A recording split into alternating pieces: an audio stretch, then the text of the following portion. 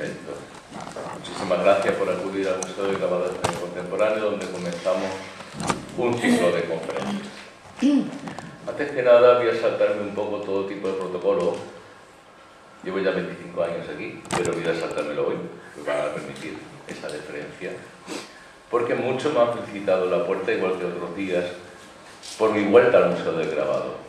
El jueves pasado inauguramos la exposición de Evaristo Guerra, el sábado tuvimos un concierto de jazz magnífico, aquí una vez al mes, durante los sábados se va a realizar aquí un concierto, y hoy empezamos el ciclo, además de una manera espectacular, con Fernando Castro Flores, gran amigo que ha venido. Y ustedes me felicitan y yo lo agradezco, pero yo soy el brazo ejecutor. Realmente, como comprenderán, una programación del museo en todo el año, con ciclos de conferencias, con exposiciones. Ahora mismo está Evaristo Guerra, una exposición diseñada especialmente para este museo. Después vendrá una exposición que se inaugurará el 18 de mayo, el Día Internacional de los Museos, con Manuel Viola, y además reuniendo la obra gráfica y la pintura. Después una exposición de Jaume Blensa, diseñada específicamente también para este espacio y de una manera interactiva. Es decir, va a ser obra gráfica y va a ser sobre todo sonido, que es muy importante en la obra de Jaume Blensa, y por primera vez se va a ver aquí en Marbella, en este museo. Y después una exposición de estampa japonesa, y después, de nuevo, por fin, los premios nacionales de grabado, que el año pasado, por una serie de avatares, no se pudo hacer la convocatoria, y finalicemos el año con una exposición dedicada al arte de un momento concreto en nuestra historia, porque se celebrará ese diciembre el 40 aniversario de la Carta Magna Española, la Revolución Española. Yo, como digo, soy el brazo ejecutor, pero detrás de todo esto que ven, y de esta actividad, y de este frenesí, que alcanzaremos mucho más que saldrá seguro, no estoy yo, hay un equipo, y sobre todo una persona que nos dirige, y que como hoy no se puede defender, yo lo voy a decir, que es Carmen Díaz García, que está aquí sentada. Muchísimas gracias.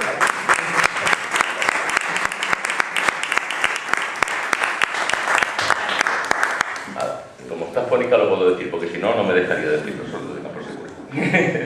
Tú eres el importante. Bueno, gracias, sabes que no es así. Y pasamos ya a la presentación del ciclo. El ciclo lo hemos intitulado Perspectiva y experiencia en el arte de la escena actual. Como saben, de un tiempo a esta parte, el arte contemporáneo o la manifestación alrededor del arte contemporáneo han alcanzado una cierta notoriedad en los medios de comunicación. No solo me refiero a la Feria de Arco, quizás muchas veces, a mi parecer, maltratada por los medios de comunicación generalistas, llámese telediarios, programas de entretenimiento, etcétera, que sacan siempre la parte más anecdótica o de chufla, como vulgarmente se dice, de una feria tan importante como es Arco, ¿no? Sino también con el tema de las exposiciones en los museos, con el tema de las audiencias, de medir el éxito de una exposición, no desde el punto de vista científico, sino desde el punto de vista de las audiencias, como si fuera un programa de televisión. Entonces, todo este tipo de cosas nos llevaba a pensar, a plantearnos, ¿no?, evidentemente, en qué estamos, en qué camino estamos, y además nos interesa especialmente para este museo, es obvio. Entonces,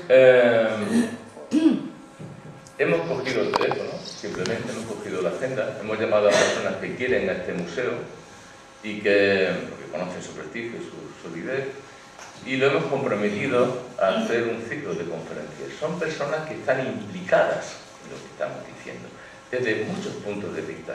Fernando Castro Flores, que nos acompaña hoy, pues lo está desde el punto de vista no solo del comisariado, sino también de la crítica. Ahora vamos a desglosar un poco su currículum muy brevemente, pero hay otros que son gestores, pero nos interesaba sobre todo en ese camino de saber qué hay detrás de todo esto, ¿no?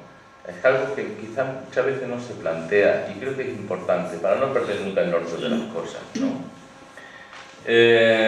Como decía, Fernando Castro Flores, que además le agradecemos muchísimo porque hoy está recorriendo una odisea ferroviaria Él ha llegado hace pocas horas a Marbella, mañana sale a Madrid antes de que se ponga el sol. Bueno, antes de que salga el sol.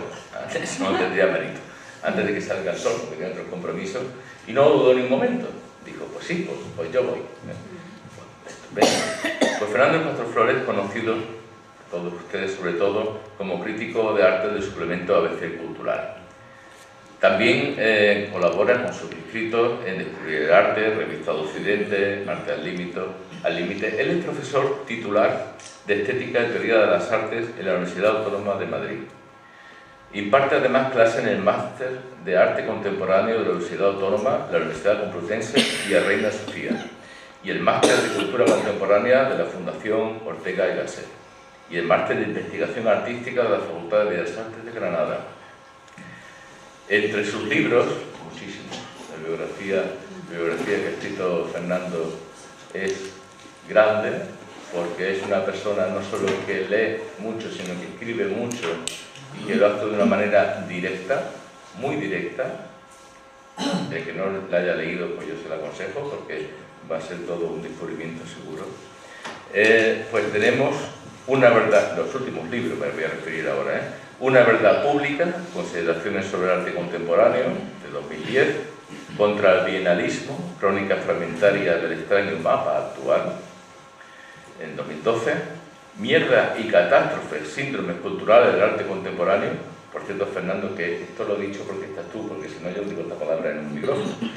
Y luego, en el instante del peligro, que además refiere a una cosa muy cercana que tenemos nosotros, que es la influencia del turismo en el arte contemporáneo. Y hasta aquí puedo leer. Y el último que está preparando, bueno, Estética a golpe de like, también, en la sociedad que estamos leyendo siempre titulares de Twitter, de Facebook, le damos al like y ya está. Incluso hay algunos gobernantes por ahí, ¿verdad?, que gobiernan a base de Twitter, ¿no? Pues esto es muy sintomático de nuestra sociedad. Y el último que va a salir publicado, creo que en mayo, ¿no?, que es el enmarcado artístico. El enmarcado artístico es muy importante, la manera que se presentan las cosas, ¿no?, en el arte. Y este ciclo que hemos comenzado continuará, lógicamente, el 12 de abril con una conferencia de Manuel Fontán del Junco, que es el director de Museo de Exposiciones de la Fundación Juan March, con un título muy significativo también, que se llama ¿Qué me pasa, doctor? Arte contemporáneo y exhibicionismo. Y concluirá el 19 de abril con la ponencia de José Guirao, patrono de la Fundación Museo del Grabado, que fue director de Reina Sofía, que fue también director de la Casa Encendida, en la actualidad es director de la Fundación Montes Madrid, que se llama El arte contemporáneo ante el espejo. No serán también, les digo, las únicas conferencias que tengamos este ciclo. Habrá otra conferencia también reseñable el 10 de abril, anunciaremos con tiempo, de la presentación del catálogo razonado del Grupo 15, que fue una editora, la primera, digamos, editora de obra gráfica y a la vez galería que hubo en España, que introdujo el coleccionismo de arte contemporáneo, como lo debemos entender, como lo entendemos hasta hoy, en los años 70 hasta los 80, y que contará con Mónica Frigols, que es la autora de la monografía que edita esta Fundación Museo del Grabado, y con una de las principales protagonistas del Grupo 15, que era entonces la galerista. Luego, con el tiempo, sería la primera directora de Reina Sofía, que es María Corral, que también estará con nosotros. Y yo, sin más dilación, le paso la palabra ya a Fernando Castro Flores, que al fin y al cabo es el protagonista y al cual estamos muy agradecidos, Fernando, porque te hayas pegado esta odisea ferroviaria, como digo, para estar hoy aquí con nosotros, y te lo agradecemos. Muchas gracias.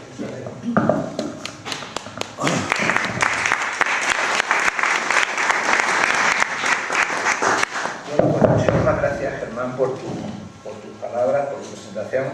Gracias por haberme invitado a estar aquí esta tarde-noche con vosotros. Gracias a todos los que habéis venido. En realidad no hay ninguna odisea, porque es siempre un placer venir a Marbella y venir además al museo. Todas las actividades que he hecho siempre culturales en Marbella han sido de la mano del museo. La única odisea es que yo estoy hoy en huelga, dado que mi hija es una de las coordinadoras generales de la huelga feminista de hoy. Y hablando con Germán le dije, oye, si lo pudiéramos cambiar, pues sería mejor, dado que estoy de forma clandestina, me tocaba hoy haber estado entregado a lo que toca, que es a los cuidados. No vamos a decir nada. Nos quedamos callados, no tengo nada. Pero la conferencia la tengo que dar yo. Entonces lo que al final, comentándolo con Germán, me dijo que lo que cambiarlo era hoy prácticamente imposible, pero que sin embargo nos poníamos manos a la obra. En cualquier caso sí quería decir que el tema del que vamos a hablar hoy, paradigmas y paradojas del arte contemporáneo, es un enmarcado o es una continuación de esta dinámica del libro último del que estábamos hablando o que tengo en marcha, que es este de los enmarcados artísticos, dado que cuando nos vimos en la presentación del libro de Roy en Málaga, me plantearon claramente que la cuestión o el ciclo era establecer unos paradigmas, unos patrones, una reflexión de por dónde circulaba el arte contemporáneo actual. Y por eso he preparado una visión que es fundamentalmente panorámica, porque tratar de explicar en un curso de una conferencia qué ha sucedido, qué está sucediendo y qué sospechamos que puede suceder con el arte contemporáneo no es algo que se pueda hacer, digamos, de una forma apresurada, sino que tiene que ser solamente puntualizando algunos asuntos. Voy basándome tanto en las imágenes que vamos a ir viendo en el PowerPoint, cuanto en algunas notas que he traído, que son notas de trabajo, que tienen que ver con una reflexión general, que sería la de qué es lo contemporáneo del arte contemporáneo, es decir, ¿a qué le llamamos contemporaneidad? Esto que vemos aquí se trata de una obra que parece pequeña, pero en realidad es una pieza de neón enorme, que tiene un tamaño de casi 20 metros, que presentamos en la sala de exposiciones de la Comunidad de Madrid, en Alcalá 21, y en este caso está montada en el Centro Cultural Recoleta en Buenos Aires. Se trata de la típica frase que uno se encuentra en un parking o se encuentra en algún lugar porque hay una viga con la que te vas a pegar y pone cuidado con la cabeza. Y entrando a un parking cerca de la calle Alcalá, muy cerca de la sala de exposiciones, vimos que ponía ahí cuidado con la cabeza, y realmente es una expresión esta que tenemos que tener siempre presente, porque tenemos que tener cuidado con la cabeza, dado que la mayor parte de las cosas que nos suceden tienen que ver con las obsesiones y con la dificultad que tenemos para evitar o para estar en nuestra propia cabeza. Como veréis en la conferencia que traigo, trae incorporada una serie de citas, algunas de las cuales leeré y otras únicamente dejaré ahí para que podáis leerlas vosotros o cobrar conciencia de lo que se plantea. El tema principal que quiero desplegar es no solo la cuestión de qué es lo contemporáneo del arte contemporáneo, sino por qué el arte contemporáneo o en qué medida se preocupa de captar la realidad, o qué relación tiene con la realidad, o qué es lo real y el realismo de la situación contemporánea. En un momento en el que lo que podríamos pactar o aceptar es que el arte contemporáneo, y en general todas las formas del arte, no es la mera decoración de la vida, ni se trata de un barniz o de un sistema adyacente que nos produce únicamente un placer estético, sino que el arte tiene una cualidad sintomatológica, que el arte es un indicador, es una antena, dice esta cita de Franco Bifo Berardi, es un sistema que nos permite comprender las complejidades, las contradicciones, los momentos de tensión de nuestro tiempo. En este sentido, el arte es una forma de captar las problemáticas de la sensibilidad humana y es siempre un arte epocal, es siempre un arte que tiene que ver con las manifestaciones de su tiempo y de la contemporaneidad. Y me interesa especialmente, como digo, esta cuestión de qué es la realidad contemporánea y por qué se ha producido en el arte, y no solamente en las artes plásticas, en el cine, en los sistemas comunicativos, una necesidad de atrapar porciones de realidad o de presentar un arte que está tremendamente pegado a lo que sucede en la realidad, como sería en el caso de esta imagen que corresponde a la película El proyecto de la bruja de Blair, que es en realidad una ficción, pero si alguno vio esta película, nos presenta una salida de unos chicos al campo que van sintiendo progresivamente miedo, pero que se presenta como si fuera una cinta real de unos niños que habrían desaparecido y tenemos el testimonio real de lo que ha acontecido. Es algo que tiene que ver también con la emergencia en la sociedad contemporánea de una enorme fascinación por el reality show, por la cultura de la realidad, por esa cultura del reality show que no solamente son los programas habituales de encierro mediático, sino también toda la cultura del karaoke, toda la cultura del casting o películas como El show de Truman, de Peter Weir, que refleja también esa dimensión de una forma de filmar o de atrapar el encierro en el tiempo real, o las condiciones del propio tiempo real. Uno de los rasgos, digamos, característicos del arte y de la cultura de nuestro tiempo sería sin duda lo que llamaríamos la neopicaresca, o una dimensión de un arte que se comporta a la forma de la picaresca. Bueno, sabemos que el rasgo principal de la literatura picaresca, que es uno de los momentos, uno de los modelos fundamentales de la historia de la literatura en nuestra lengua, sería aquella fórmula del pícaro que dice: donde fueres, haz lo que vieres, ¿no? Y esta forma de pegarse también del pícaro a la realidad tiene que ver con una forma de crítica en la cultura del barroco a todo lo que era la cultura de la filiación por el rasgo de la sangre, es decir, toda la cultura aristocrática, toda la cultura nobiliaria, como aparece desde el Renacimiento al Barroco, está puesta en cuestión a través de la picaresca, que sería la figura también de lo que se llamaría la literatura del pobre, y ese pobre tiene con su ingenio y con su astucia que crear un sistema como un atajo para atrapar o para cuestionar la realidad de una forma diferente, y así lo encontramos en el Lazarillo de Tormes, la figura del pícaro de la mano del ciego, como un cuestionamiento crítico de la propia sociedad, ¿no? Y esta cuestión, digamos, de neopicaresca o de nueva forma de aproximación a la picaresca sería también aquella cosa que encontramos en la literatura del pícaro, que sería un cuestionamiento del régimen de las apariencias, ¿no? En el Lazarillo está la figura del fijodalgo, este personaje que sale a la calle vestido como si hubiera comido, que incluso se arroja migas de pan por la pechera para decir a los demás que ha comido. De esa forma se encuentra con algunos amigos que le invitan a comer como diciendo: ¿quieres comer? Y aprovecha con esa apariencia de que ha comido para que le inviten a comer por segunda ocasión. Es decir, esa necesidad de crear ardides o trampas para atrapar una realidad que es una realidad claramente de precariedad. Me interesa esta cuestión de cómo atrapar la realidad también en relación con algo fundamental de la historia del arte, que es que el arte está evidentemente siempre relacionado con la cuestión de el dar cuenta y testimonio de las temperaturas de la realidad y las fricciones y los conflictos de lo que pasa en cada momento y en cada tiempo, pero también es un sistema de distanciamiento. El arte aparece, por lo menos en el imaginario interpretativo, desde la prehistoria, como una mano que toca el muro y con una pintura que está en la propia mano que se imprime sobre los muros de las cuevas prehistóricas, o una mano que está en el muro y que se sopla pintura y queda la mano en positivo cuando está manchada, en negativo cuando queda el contorno de la propia mano. Decía Antoni Tàpies, y estamos en esta sala donde hay pues, muchas manifestaciones artísticas del tiempo del Paso o del Nahualset, concretamente tenemos aquí varios artistas como aparece Villares o Canovat, que tienen que ver con esa época del informalismo, que la pintura es el tacto que sensibiliza la materia. Y esa dimensión del tacto que sensibiliza la materia me lleva a pensar en un motivo clásico de la historia del arte, que es el motivo del noli me tangere, nada me toca.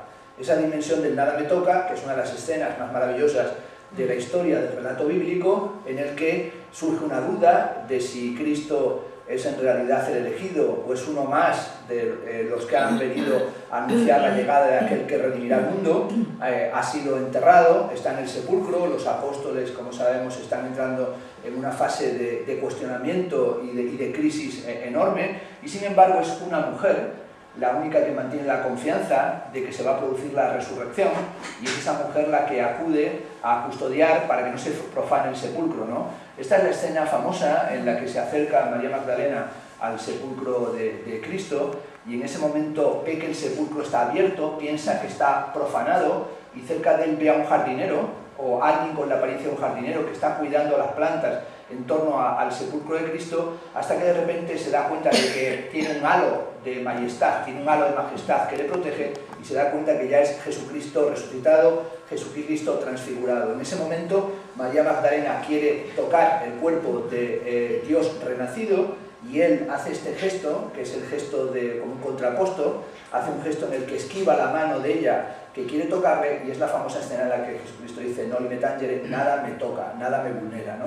Esa dimensión de nada me toca, esta divinidad, la de Cristo en nuestra tradición, que es la divinidad que se ha encarnado para redimir los pecados del mundo, de repente adquiere esa dimensión que ya es transcorporal, es decir, que ya no necesita de la corporalidad y que no necesita del gesto del tacto. Y esta dimensión de la imagen de la reencarnación o de la transfiguración de la espiritualidad como algo que se hurta al tacto del deseo, porque esa mano es la mano del deseo, pero también es la mano de la certeza, como la mano de Tomás, ¿no? Cuando reaparece Jesucristo a los apóstoles y hay el apóstol Tomás que duda de que sea realmente él y mete el dedo en la llaga. Ahí está el bellísimo cuadro de Caravaggio, ¿no? Tomás metiendo el dedo en la llaga de Jesucristo. Es la dimensión de la mujer que está a punto de tocar el cuerpo de la divinidad y la sustracción del cuerpo divino resucitado, y el apóstol que está metiendo el dedo en la herida. Por tanto, íbamos a oscilar entre la necesidad de dar cuenta de la realidad y ese gesto de distancia mínima. Podemos aquí que incluso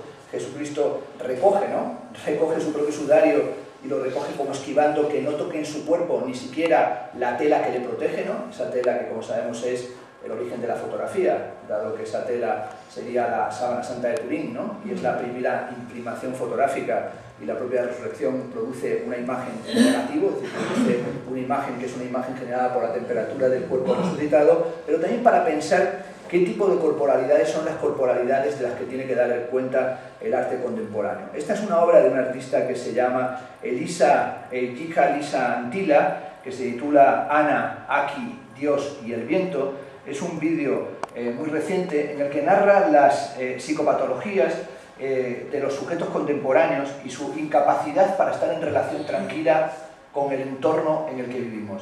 Es una obra, un trabajo del que también es este fragmento, este estilo, esta fotografía, en el que nos habla sobre todo de la desmaterialización de nuestra corporalidad por causa de la relación que tenemos con la tecnología. Es decir, tenemos una relación con las tecnologías que nos permiten estar en contacto con todo y al mismo tiempo a distancia de todo. Y esas tecnologías que tenemos, la computadora, los teléfonos, todos los dispositivos, nos dan una sensación de presencia continua, pero también de distancia que se abre continuamente. Y esta dimensión de relación, de incapacidad de dar cuenta de nuestro presente, una sensación de que estamos llegando siempre demasiado tarde, de que en medio de la velocidad, del tsunami de la información, de la viralización, somos incapaces de saber lo que nos sucede, tiene también que ver con nuestra época como una época que no nos permite tener raíces o que nos impulsa a abandonar nuestras raíces para entregarnos constantemente a una ideología que sería la ideología del nomadismo cultural.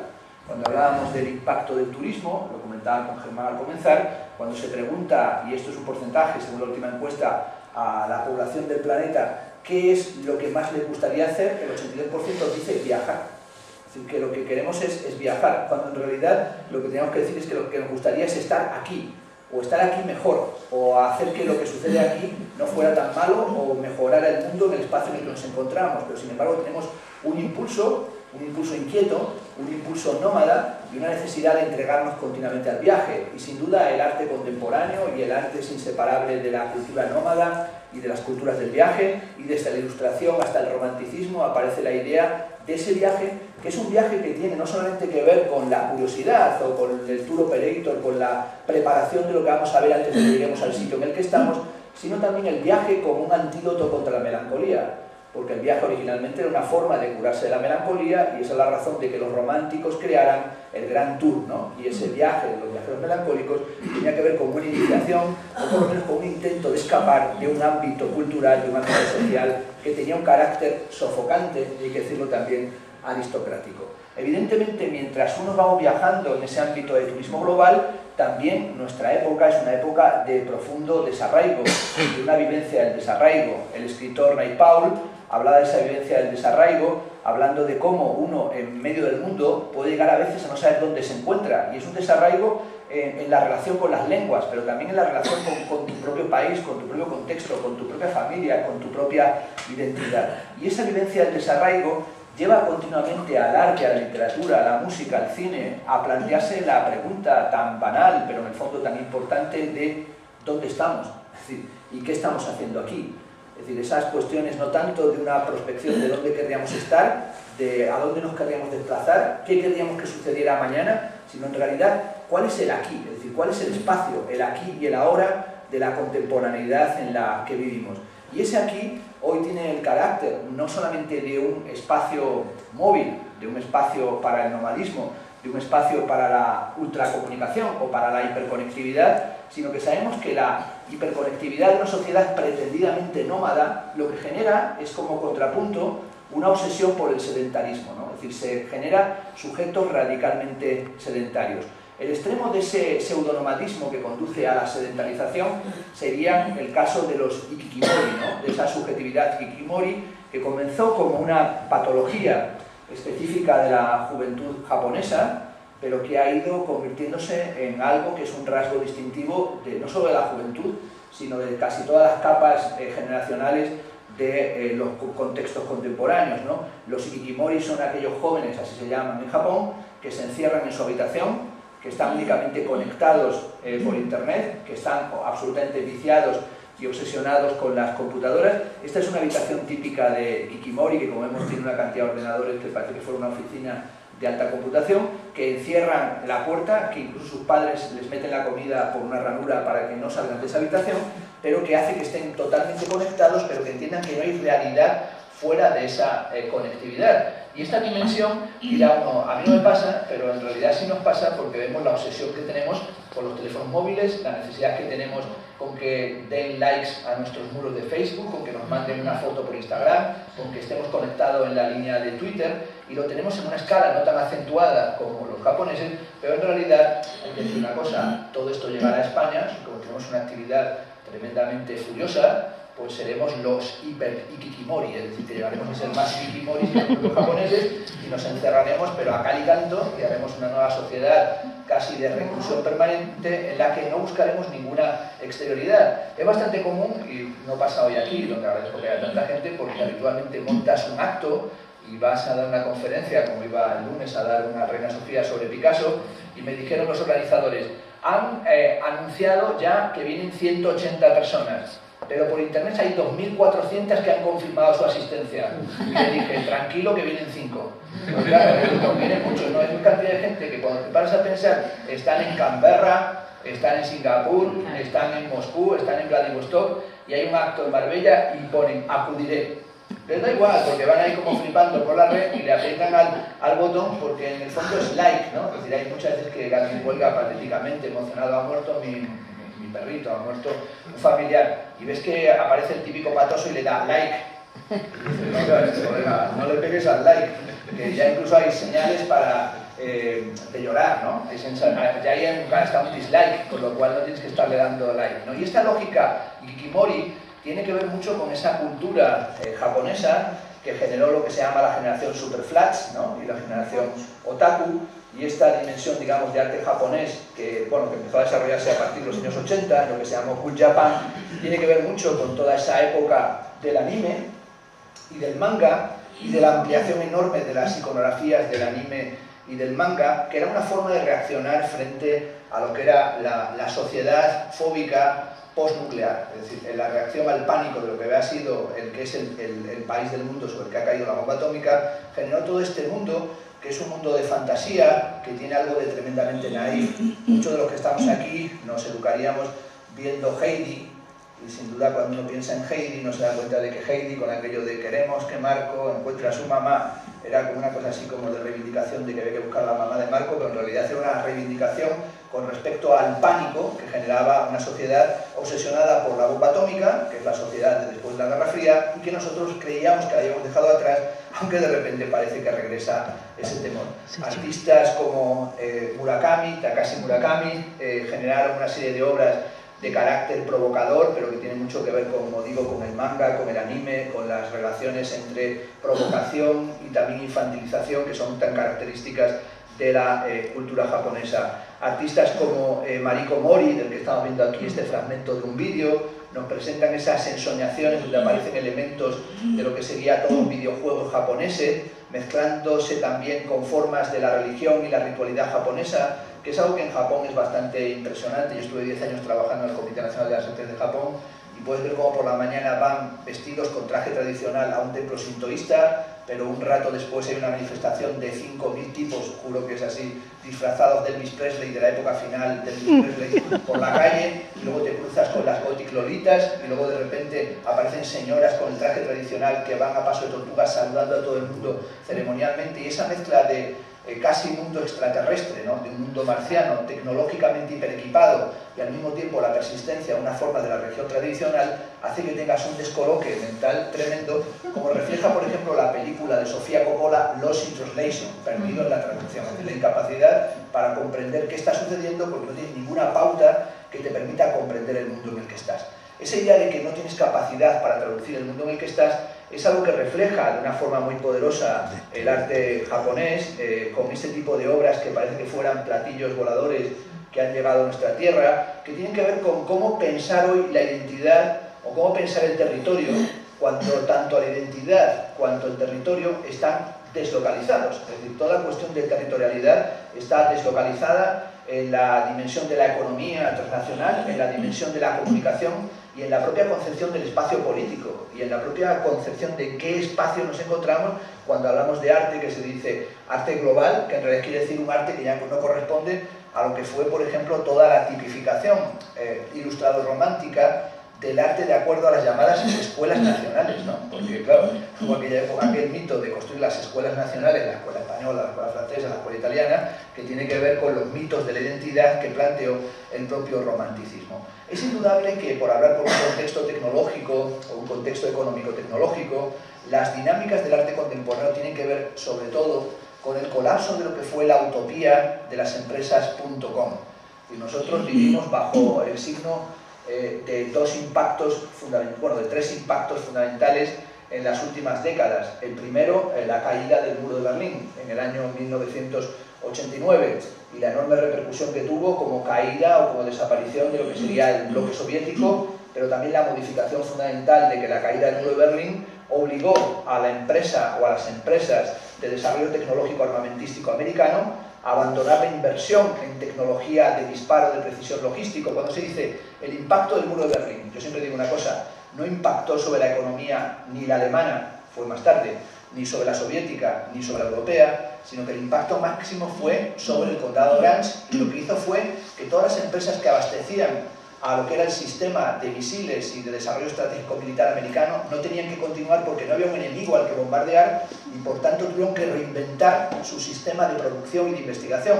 Y esas empresas son las empresas de Silicon Valley que abastecían a la industria armamentística americana y dejaron de colaborar con ellos para fabricar esto, para crear nanotecnología, para crear computadores.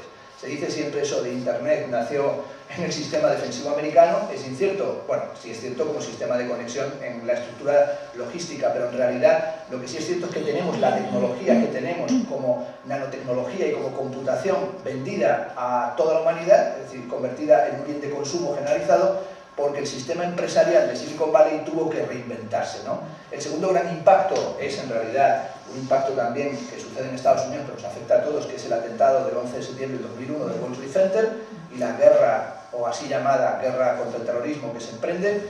Y el tercero es el colapso del sistema financiero mundial, que se produce en el 2007, pero que va provocando ondas, expandiéndose desde la crisis del propio sistema de las viviendas en Orange y también del sistema de las agencias aseguradoras en los Estados Unidos, y que llega desde el 2007 al 2011 a Europa y que ha estado afectando y que tiene todavía sus consecuencias. Y esas situaciones hacen que no se comprenda que hubo un crack que pasó desapercibido, que fue el de las empresas .com. Es decir, las empresas .com eran al final del siglo XX el espacio fundamental de inversión económica y de desarrollo, o era lo que se hablaba de una economía .com. Y sin embargo, ese proceso que está vinculado al índice del Nasdaq, en realidad colapsa ya en el comienzo del siglo XXI, solo que al coincidir con la caída del World Trade Center, se deja pasar desapercibido cuando en realidad afecta a qué tipo de rentabilidad económica en realidad tendrán las empresas .com, cuando estamos hablando permanentemente del valor que tiene Facebook, del valor que tiene Instagram, del valor que tiene Twitter, o también la necesidad de los medios de comunicación de volverse medios de comunicación que no invierten en la reconfiguración del papel o de la información que dan en papel, sino que en realidad dan en abierto su información. Y esto supone un replanteamiento general, no solo de la información, sino de la economía, y también de la relación de la cultura con la propia economía, con la información y con la configuración de nuestro tiempo. Hay sin duda obras de arte contemporáneas que están siendo capaces de diagnosticar los signos de lo que está aconteciendo, y lo hacen con esto que llama una cierta imaginación profética oscura. Yo tengo la certeza, pero bueno, no es tampoco algo para ser tan dogmático, o tengo la sospecha de que algunos de los productos artístico-culturales más importantes del presente son las series de televisión, o algunas de las series de televisión, y que series de televisión como Los Soprano, que es una serie ya mítica, ¿no?, que es un clásico, como The Wire, como Breaking Bad, son series que acogen o que tienen dentro de sí los mayores talentos artísticos. Es decir, cuando uno tiene que designar cuáles son los grandes productos artísticos contemporáneos, a veces tiene una mirada muy cerrada y únicamente se refiere a lo que son las artes plásticas en el sentido tradicional. El propio Germán nos decía ahora que Plensa, que es un escultor, también va introduciendo el sonido, como otros van introduciendo la computación, y se dan cuenta de que hay un campo amplísimo que no nos obliga a estar cerrados únicamente en un formato o en una técnica. Y sin duda una de las grandes obras que sintetiza lo que está pasando en nuestra época es esta es una fotografía de la serie Black Mirror, y Black Mirror es una serie bueno, que no es extensa, que ha hecho pocas temporadas, en la primera tenía solamente 6 capítulos, cada uno de ellos plantea una reflexión sobre qué sucede en nuestro tiempo. Esta es de la primera temporada y nos presenta una sociedad en la que estaríamos únicamente montando en bici estática, generando electricidad pedaleando como si fuéramos esclavos, ¿no?, metidos pedaleando para conseguir energía, y cuando ganáramos ciertos puntos viviríamos en estancias con pantallas, ¿no?, es decir, estancias forradas de pantallas, donde estaríamos en una suerte de videojuego permanente, y cuando consiguiéramos un cierto número de puntos al acumular energía pedaleándonos, nos permitirían ir a programas de karaoke, que este sería el sueño. Finalmente podemos ir a un programa de karaoke y demostrar si somos buenos o si somos malos, ¿no? En esta serie de Black Mirror acaban de hacer hace una de las últimas temporadas, nos hablaba por ejemplo de la evolución de los juegos de captura o de los juegos de atrapar, capturar y destruir, por ejemplo a partir de la famosa moda del Pokémon Go. No sé si alguno aquí juega Pokémon Go, pero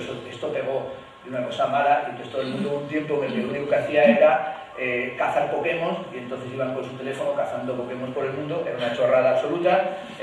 Yo, como me dedico a analizar tendencias culturales, pues también me hice con el programa de Pokémon Go, y entonces me dediqué a tratar de cazar Pokémon. El primero te lo regalaba el teléfono, pero yo abrí el Pokémon Go en la Sierra de Madrid y allí no había un Pokémon, vamos, ni de lejos. Había jabalíes, había conejos, pero no había Pokémon en aquella zona, porque no estaba un loco como yo que quería cazar Pokémon en lo alto del pico de la bola, ¿no? Es decir, como es uno que quiera cazar Pokémon en el Everest. Luego fui adiestrándome y conseguí convencer a un amigo, así de mi edad, también uno como yo, para hacer un nivel de entrenador de Pokémon, ¿no? Entonces nos dedicamos a entrenar Pokémon y estuvimos cazándolos todo lo que pudimos, hasta que en realidad nos dimos cuenta de que era una chorrada, y en Black Mirror justamente sacaron que ya no se trata de cazar Pokémon, sino que hay que aplicar el programa para cazar personas. Es decir, que se trata en realidad de cazar personas. ¿Y qué hace la gente por la calle cazando Pokémon si no es porque va a cazar personas? Y hay una cacería, hay una preparación de un sistema de cacería. Es decir, ¿qué hace tanta gente desde pequeña adiestrándose para superar pruebas que son pruebas de carácter militarizado? Hay un libro muy importante que da cuenta de las mutaciones culturales, simbólicas y políticas del presente, de Christian Salmon, que es el autor, que se titula Storytelling, cómo se reformatean las mentes y cómo se construyen las mentiras en la cultura actual.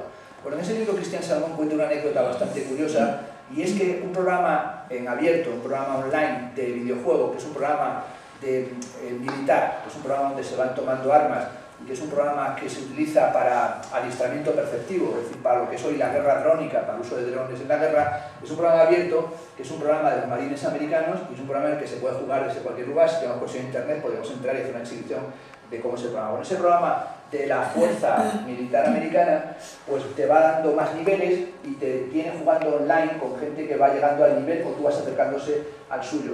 Hace 9 años una persona llegó al máximo nivel en este juego, y entonces resulta que los americanos le mandaron una carta. Se trataba de un chico que tenía 12 años, un argentino, que había llegado al máximo nivel en el juego, en ese juego, y le mandaron una carta que la recibió su madre, salió en todos los programas y en los periódicos de esa época, en la que le decían que le daban el rango de capitán en el ejército de los Estados Unidos.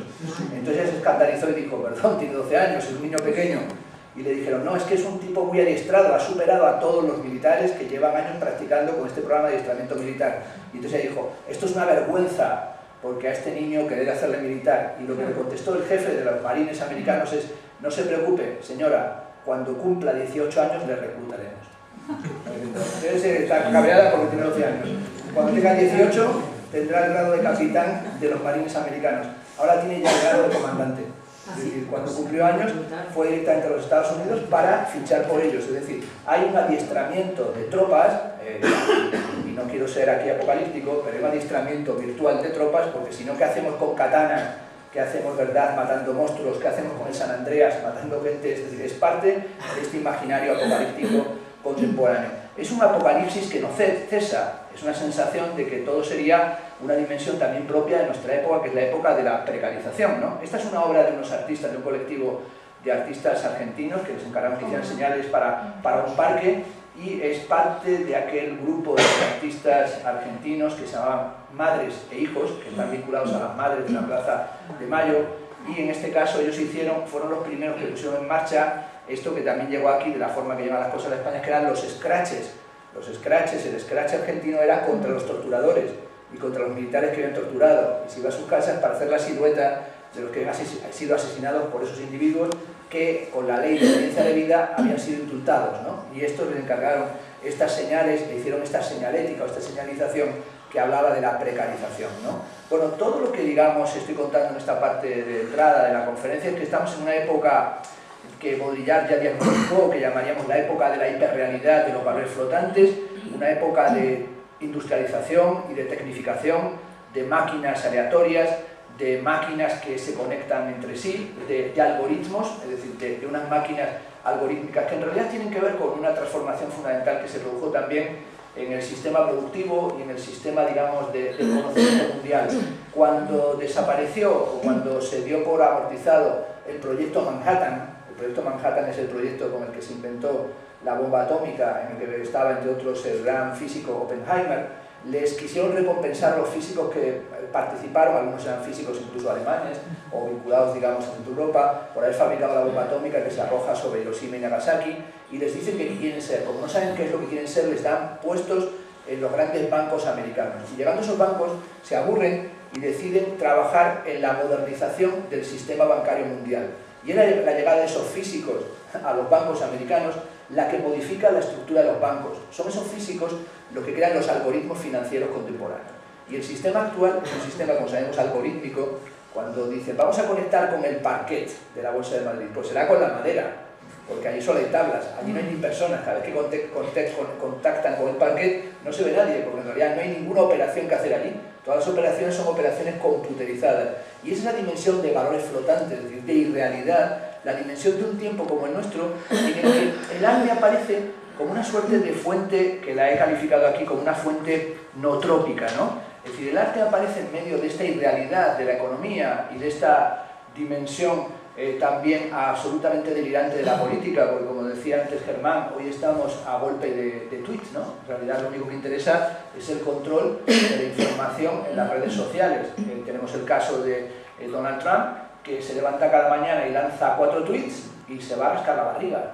Directamente se levanta, lanza 4 tweets, anuncia al mundo que va a hacer cualquier cosa, además tiene un imaginario infantil, o digamos un imaginario que se basa en la idea de pensado y hecho. Entonces dice, voy a construir un muro, lo manda, luego no encarga ni que haya cemento, pero él ya lo acaba de decir en tweet. Entonces el Twitter suyo se convierte en un anuncio de la discusión del día. Yo hay muchos días que, bueno, duermo poco, madrugo mucho para ver de qué va el tema del día, porque si no lees el primer tweet de Trump, pues no sabes qué van a estar discutiendo. Además es como una discusión de patio de colegio, ¿no? Cuando alguien coreano le dice, eres un gordo, y el otro, pues tú eres idiota, pues tú eres muy feo, y luego ya dice al cabo de la tarde, dice Trump, si yo quiero ser tu amigo, eso se hace unos días lo que estaban diciéndose por Twitter, yo quiero ser tu amigo, digo, pero tontos, locos totales, están así hablándose por tweet cuando son presidentes de grandes potencias y encima tienen la posibilidad de destruir al mundo, de iniciar una guerra en cualquier momento. El arte pareciera que fuera una suerte de refugio, lo que llamamos aquí una fuente nootrópica, un espacio de estimulación mental, sobre todo porque el arte pensamos idealmente que tiene que ver no solamente con una sensibilidad, sino también con un proceso cognitivo, es decir, que tiene que ver con un proceso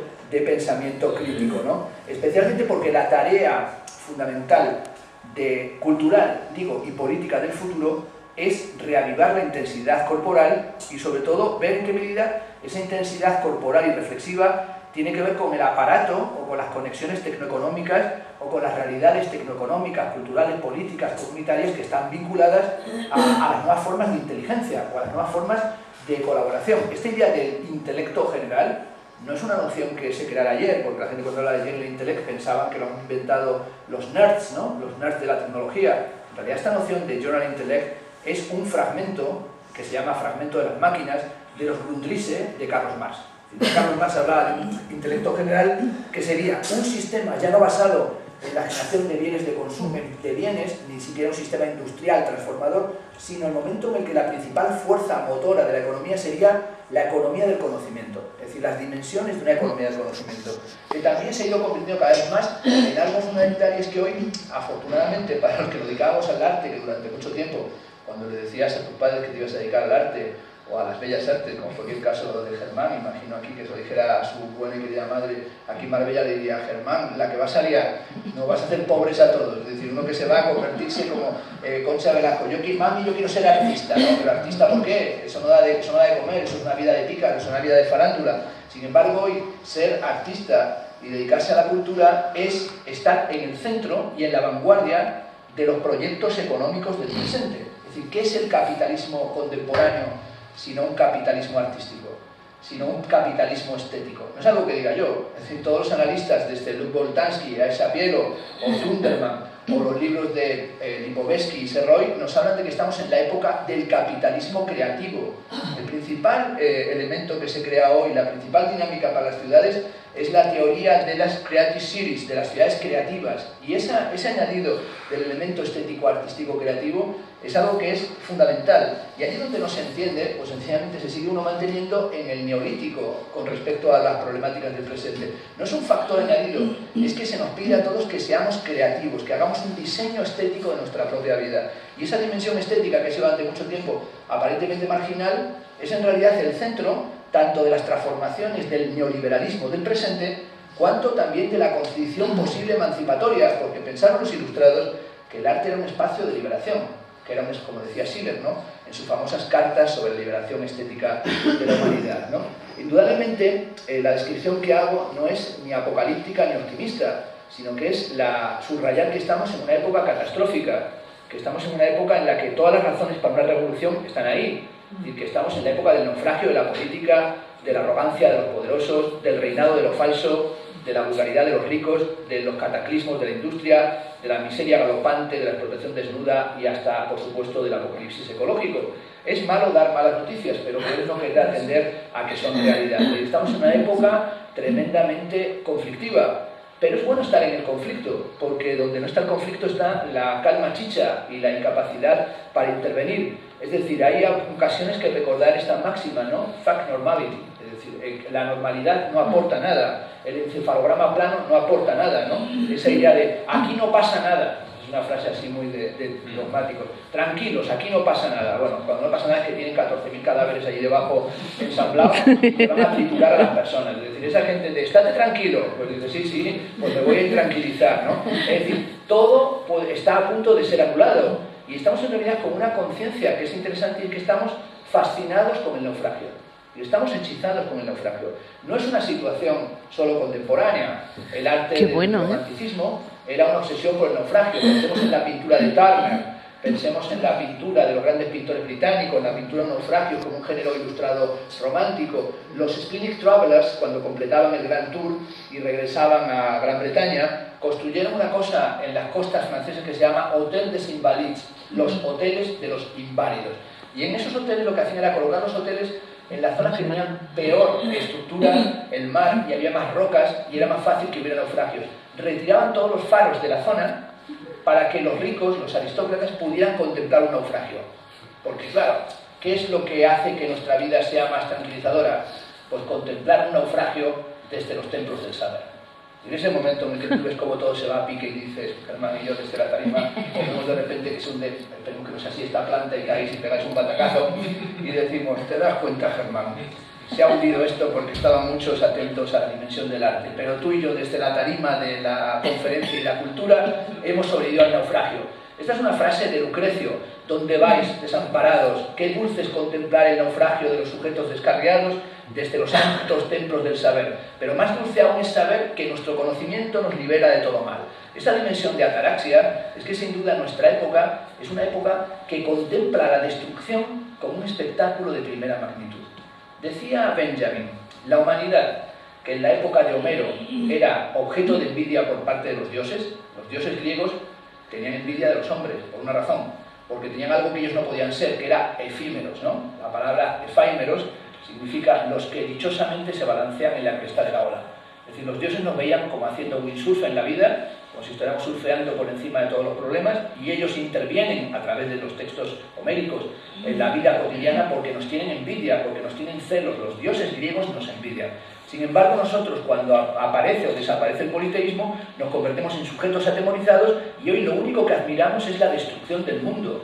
La famosa frase, que es la originaria de las vanguardias, o la frase fundadora de las vanguardias, que la publica en la portada de Le Figaro Filippo Tommaso Marinetti, que dice: un automóvil a toda velocidad es más bello que la victoria de Samotracia.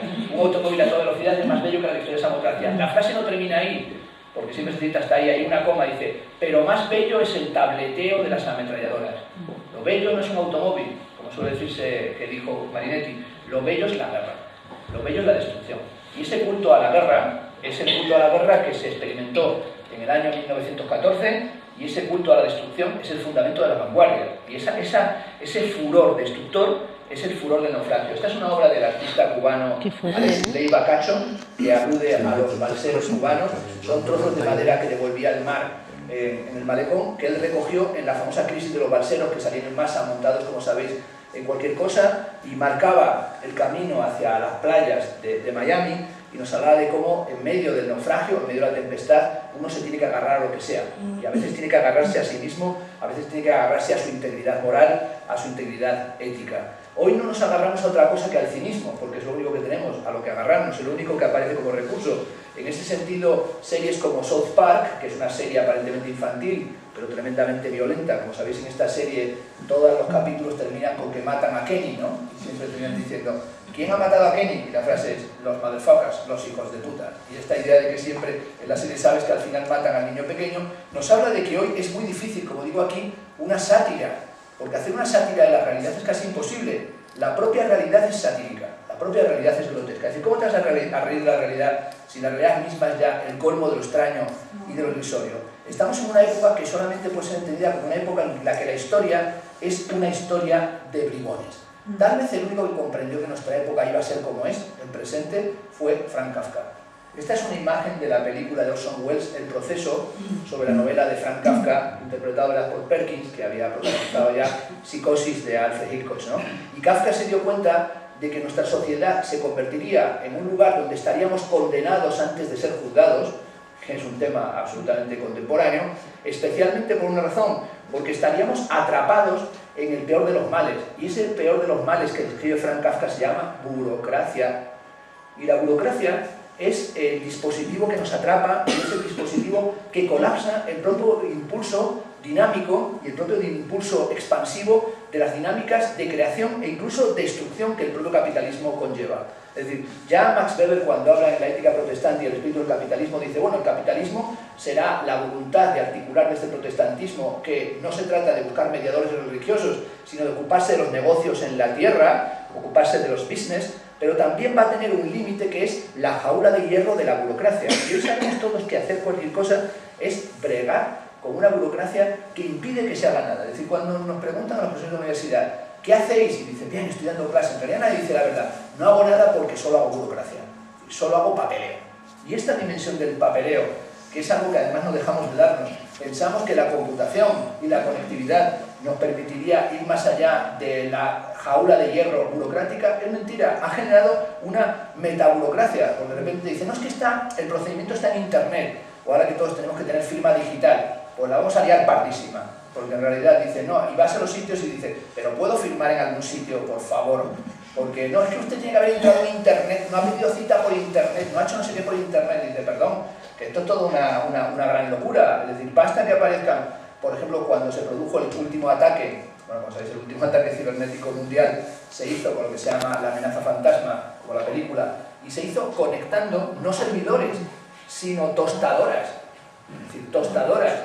Y se hizo conectando juguetes infantiles, porque en realidad estamos llenos de dispositivos que son conectables de una forma no a través de la macrocomputación, sino a través de pequeños dispositivos, como por ejemplo uno de los temas que más utilizaron eran las cámaras que los padres ponen en la habitación de los niños para controlar el salón que el niño no se ha pegado un golpe en la cabeza y se ha abierto la cabeza en la cuna que tiene en el dormitorio.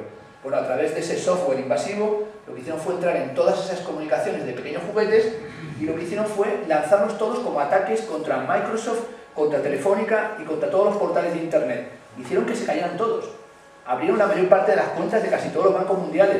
Y es al final la tostadora de tu casa la que te está atacando y la que está infectando tu ordenador. El otro día asistí al nacimiento, no sé si le conocéis, de Hachimal.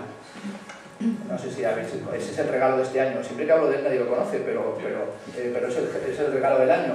Entonces Hachimal, pues bueno, a mí me flipan todas las cosas estas. Por ejemplo, aquí tenemos esta cámara, pero esta cámara evidentemente al estar encendido el ordenador está conectada. Y aunque no la tengamos conectada, un hacker de nivel básico podría estar ya grabando la conferencia él, y a su vez, si yo sacara el teléfono móvil y lo encendiera delante de la cámara, él tendría ya la posibilidad de abrir mi propio dispositivo, con lo cual utilizaría las claves. Si coincide el número de apertura del teléfono con el de la cuenta corriente, ya tendría parte de los ingresos que yo tengo en la libreta. No es para ser conspanoico, digo sencillamente que es así. Y el tal Hachimal es un Tamagotchi contemporáneo. Bueno, los Tamagotchis antiguos tenían un carácter como este puntero láser, parecido así a este objeto, y como sabéis era una chorrada que tenías tú que alimentarte, creando, eran tal. Bueno, no valía para nada. Yo un viaje a Japón me encontré que había una cosa que se llama Lover Tamagotchi. Tú le dabas a tu Tamagotchi unas coordenadas de qué le gustaba a tu mascota virtual. Entonces le ponías si era heterosexual, si era homosexual, si era lesbiana, lo que era, o si le pegaba todo un poco, o si era zoológicamente ambivalente, le pegaba con el... Entonces tú lo ponías, y cuando ibas en el metro por la calle, tu Tamagotchi cantaba si se encontraba con otra persona que llevaba un Tamagotchi con las claves correspondientes al tuyo. Por ejemplo, si era homosexual y se encontraba con tu Tamagotchi, y en el metro hacía... cantaban así una cosa muy patética. Entonces, cuando ibas, pues yo le ponía cada día una clave pues, para entrar en conversación, porque era bueno, porque entonces tú ibas y era la cosa típica de anda, nuestros Tamagotchis se quieren conocer. Y hablabas tú a través del Tamagotchi cuando tenía voz, pero dije, después digo, esto es una parida, porque en realidad esto lo he hecho toda la vida con los perros. O sea, uno sale con un perro, vienen a acariciar el perro, el tuyo, también quieren que de paso, si pueden, te continúe acariciando a ti, pero qué bonito perro acaricia, y tú dices, sigue, que vas cada vez más cerca de mí. O también los niños pequeños, porque como sabéis, siempre hay un primo, un familiar que te pide el bebé, tu bebé, entonces el padre, y siempre aparece un primo, oye primo, ¿no me dejarías sacar al bebé? Lo sacan a la calle para ligar, porque un niño, un padre o con un bebé con un carrito es lo más seductor del mundo. Da igual si lleva dentro metralletas, que un bebé, pero de momento va con un carrito, algo anómalo, dice, es el único que va con un carrito. Entonces, este Hachimal que el otro día le vine a hacer, pues es un huevo, digo porque es una obra de arte contemporáneo bestial, lo abrí y vi un huevo así, dije, bueno, un huevo de avestruz. Pues hay que estar frotando el huevo aquel, dale que te dale, frotando 40 minutos para que nazca el tal Hachimal. Ya que sale un pollo con lleno de luces, así en la frente parpadeante, me recuerda un poco a Furby, pero Furby estaba más cercano, qué sé yo, de cantantes como Shakira. Furby parecía un cruce entre los Gremlins y Shakira. Esto es como otra cosa, y de repente, según sale, te hace... canta, digo, joder, es la cosa antigua, canta como los antiguos, y de repente ponía que podía aprender a decir algo. Y entonces dije, dejarme a este Hachimal, que quiero adiestrarle para que dé conferencias, porque yo quería que Hachimal fuera un discípulo, yo no tengo discípulos, irle adiestrando para dentro de un año, que viene a Marbella, y ir a Hachimal, una conferencia, y entonces quedaría fascinado, porque yo le presentaría a Hachimal y entonces Hachimal hablaría. Y entonces estaba adiestrando a Hachimal para que diera una conferencia sobre Foucault, porque ya dije, no, que hablar el Hachimal, porque si viene Hachimal hablando de la política, Hachimal es un tío. Y entonces de repente y vino mi hijo y le cantó el himno del Barça. Y entonces lo repitió Hachimal, con lo cual tiene un cacao ya el pobre Hachimal que sabe cosas de Foucault, sabe cantar el himno del Barça y le están enseñando insultos. Es decir, es como un lorro, es un lorro. O sea, entonces esta cosa de, si esto le pasa a Hachimal, ¿qué no nos pasará a nosotros? Que desde pequeños aprendemos una cantidad de cosas absurdas que ocupan espacio en la cabeza, porque en realidad nuestra cabeza es como la de Tamagotchi o Hachimal, es decir, no sabemos cómo empieza la metafísica de Aristóteles, a alguno le interesa mucho la filosofía, que por cierto empieza así: todos los hombres tienden por naturaleza al saber y la base del saber es la curiosidad. Esta frase es definitiva. Y sin embargo todos sabemos quién dijo a Andreita cometer pollo. Quiere decir que sabemos de tipo basura y no conocemos cosas esenciales, ¿no? Aristóteles que el hombre ya no es el hombre encerrado en las sociedades disciplinarias, sino que es el hombre endeudado de las sociedades de control, porque evidentemente si nuestra época es la época de la burocracia, es también la época de la deuda, es decir, hoy se gobierna a través de la deuda, y esta es la fábrica del hombre endeudado. Cuando se dice la deuda griega, no es la deuda griega, es que Grecia es la deuda del Occidente, Grecia como cultura griega. Cuando Nietzsche escribe la genealogía de la moral, dice que Occidente se caracteriza por tres cosas: la deuda, la culpa y la mala conciencia. Son esos elementos los que constituyen la subjetividad occidental. ¿Qué es lo que genera la culpa, la deuda y la mala conciencia? La responsabilidad. Nosotros tenemos que convertirnos en sujetos responsables, que se autosacrifican concatenadamente, porque eso es lo que nos lleva continuamente a estar en una situación de deuda, no solo económica, sino afectiva, emocional y familiar. Como cuando llega y te dice tu abuela o tu madre: hay que ver qué desagradecido eres, con lo que yo me he sacrificado por ti. Y ella se ha sacrificado por ti, tú te tendrás que sacrificar por ella, por tus hijos, y la historia de la humanidad es un mogollón de gente sacrificada, unos detrás de otros ensamblados, y no hay nadie que haya dicho: joder, que yo no quiero ser de los sacrificados, porque aquí vamos todos en la línea sacrificial uno detrás de otro, y vamos agarrando un pantano. Pues claro, te sacrificas primero por los hijos, pero luego ya llega tu papá y está gagá, y te sacrificas por tu padre por Alzheimer, y luego cuando te estás recuperando de tus hijos que van creciendo, que ya tienen 40 años y están en casa, y tu padre que tiene Alzheimer te da el bajonazo, y ya entras en la tierra de nadie y siguen sacrificándose sin parar. Y nadie dice: se acabó. No quiero saber más de toda esta gente, porque sencillamente es una cadena de gente endeudada que lo único que te dicen es que, bueno, la forma de salir de esto es convertirte en algo diferente de lo que existía, que es el emprendedor. Hay que ser un emprendedor, ¿no? Es decir, el emprendedor, que es la manifestación contemporánea del homo